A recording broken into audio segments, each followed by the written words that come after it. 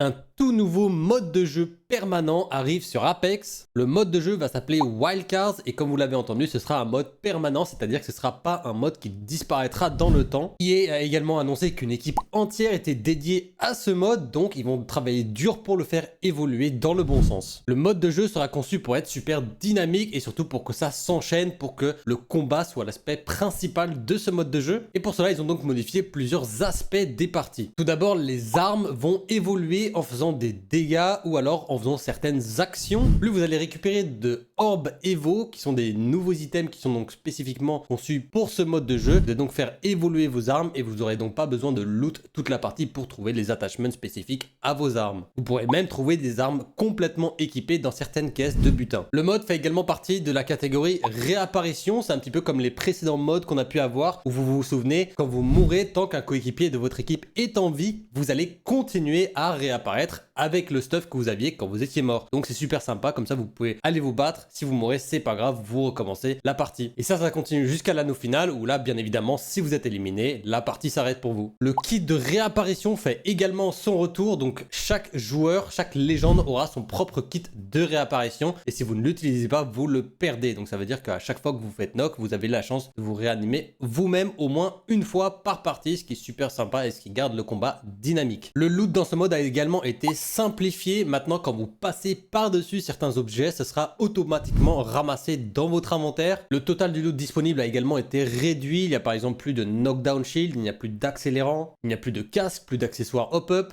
Tout ce qui reste, ce sont les heals et les munitions concrètement. Mais encore une fois, là, vous aurez une régénération passive une fois que vous éloignez quelques secondes du combat. Donc vous n'avez même pas besoin de loot des soins. Et en plus de ça, l'inventaire a été simplifié pour faire un tri automatique dans le loot que vous ramassez. Ce mode de jeu se constituera donc de 30 escouades et durera en moyenne à peu près 15 parties puisque l'anneau initial sera un peu plus petit pour que l'action commence directement dès le début de la partie. Vous pourrez également sélectionner la même légende plusieurs fois au sein de la même escouade, donc si au sein de votre propre escouade vous voulez jouer par exemple 3 fois Mirage, et bien c'est tout simplement possible. Les maps qui seront jouées dans ce mode de jeu ont également été modifiées, à commencer par Kings Canyon qui aura une version unique à ce mode de jeu avec des canons gravitationnels, des rails glissants, des tours de saut et des tremplins un peu partout sur la map pour vous permettre de vous déplacer rapidement et de rester actif et rester dans le combat. Faites-moi savoir ce que vous pensez de ce nouveau mode de jeu qui va arriver avec la saison 26 en commentaire. Et puis comme d'habitude, n'oubliez pas de like la vidéo, de la partager, mais surtout de vous abonner pour plus de contenu sur l'actualité d'Apex Legends, du contenu pédagogique et du contenu à haut niveau. Ça me soutient énormément, merci à vous et on se retrouve très bientôt